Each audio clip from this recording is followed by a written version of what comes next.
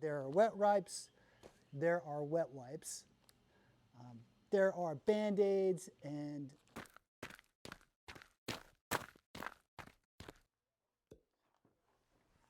hey everyone, welcome to the tailgate. I'm Brian, the host of this little show, and today's video is about what I keep in a day pack for a day hike. So let's get started. So why should you care about what some rando on the internet says about what to keep in a day pack? Well, for my whole adult life, I've spent a lot of time outdoors, mountain biking, hiking, trail running, backpacking. So all the things that I have in my pack today are things that I've sort of made mistakes with and learned lessons about. So this pack that I have on my back right here is something called a Camelback Mule. And I bought this maybe 10 years ago for my mountain bike adventures. It's been a hardy and sturdy pack for me. It's sort of like an old reliable. Even though it looks like it has sort of a smaller framework, you can actually pack a lot of stuff in here. So before we get to the pack, I just want to say in one pocket, I have my phone for sure, and it usually has a hiking app up. And then in my other pocket, I have analog trail maps. I think these are super important because sometimes phones die, and sometimes you're just out so far that you don't have reception, so it's good to have the ability to navigate without the aid of a phone. So the first area of my pack that I want to talk about is what's directly in the first zippered pouch. So in this one, it's pretty simple. It's just about my keys. It's just about my wallet.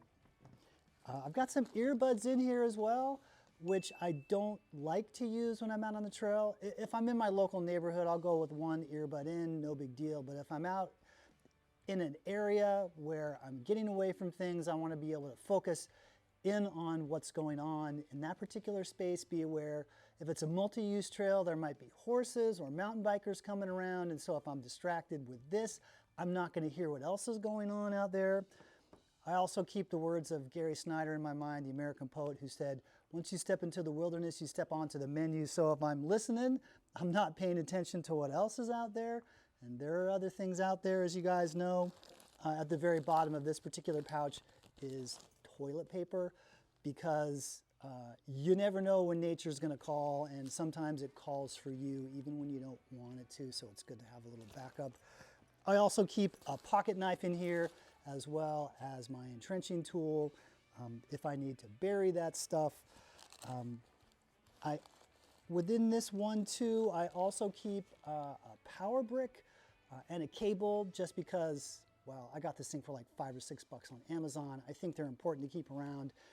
If you're overly relying on navigation by way of the apps on your phone, I think this might be a good idea backup to have. It's pretty light as well.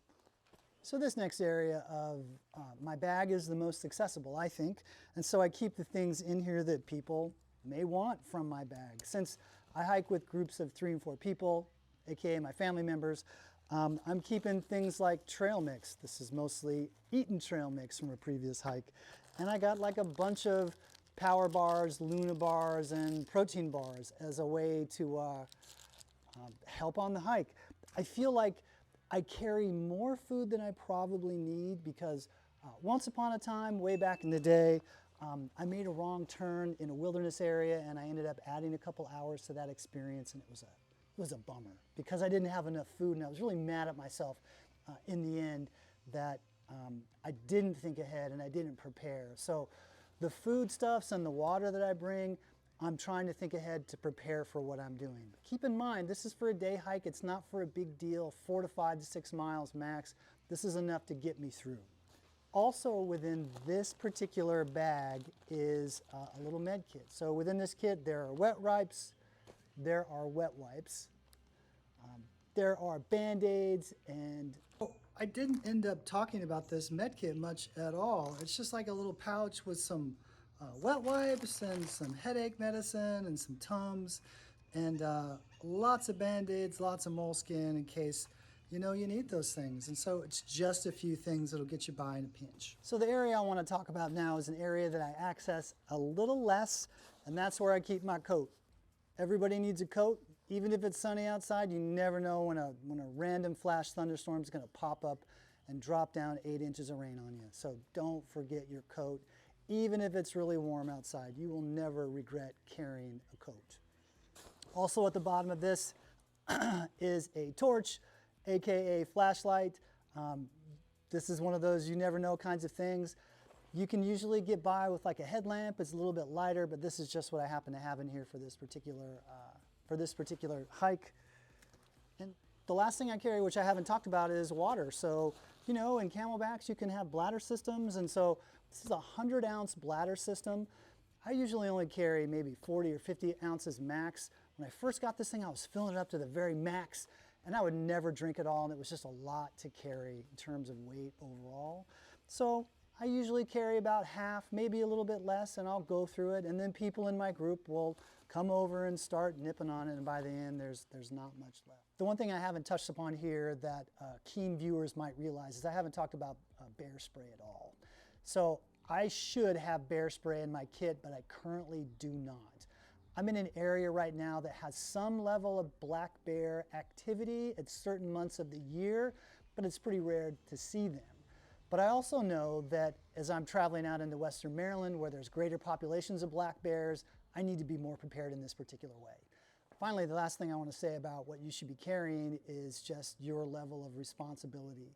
So this isn't something you put in your pack. It has to do with the planning that you do ahead of time when it comes to, you know, when it comes to your route selection, when it comes to the time of day you start. All of those things matter. I also think it's important that as you begin, before your hikes, you make sure you're calling somebody or texting someone and letting them know, you know, this is where I'm going, this is what time I'm leaving, and this is my anticipated return. So that's all I got for today. Thanks for watching this video, and we'll see you on the trail. Later.